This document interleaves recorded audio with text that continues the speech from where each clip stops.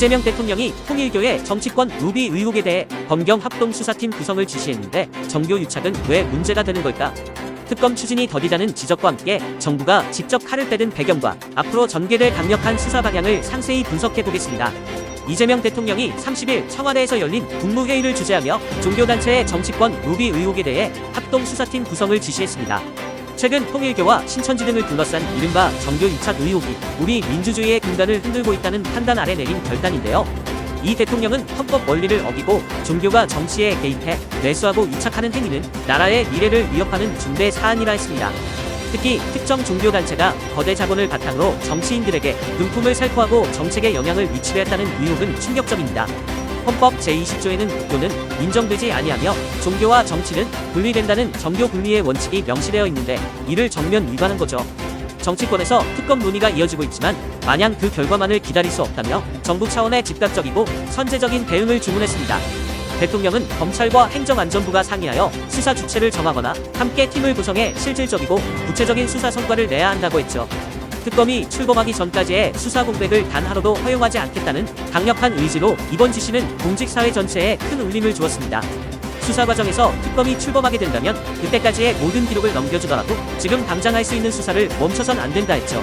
이재명 대통령의 이번 지시는 주술정치라는 오명을 완전히 벗고 투명하고 정의로운 국정 운영을 확립하겠다는 선언과도 같습니다.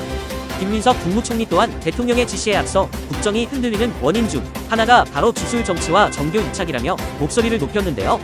김 총리는 과거의 사례들을 보면 국정이 흔들릴 때마다 항상 종교의 부적절한 개입이 있었다며 이번에 뿌리를 뽑아야 한다고 했습니다.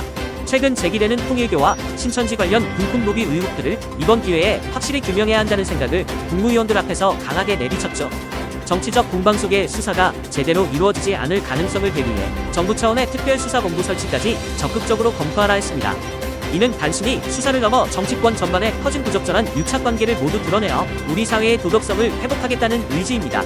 전문가들은 이번 합동수사팀 구성이 정치권에 미칠 파장이 상당할 것으로 보며 특히 종교단체의 자금 흐름을 정밀 추적할 거라 봅니다. 해외에서도 종교가 정치를 장악하려 할 때마다 국가적 위기가 찾아왔던 사례를 언급하며 이번 수사의 시급성을 강조하는 분위기입니다. 종교가 가진 막대한 자금력이 정치를 매수하는 행위는 어떤 경우에도 용납될 수 없다는 대중의 분노를 대통령이 직접 수용한 결과입니다.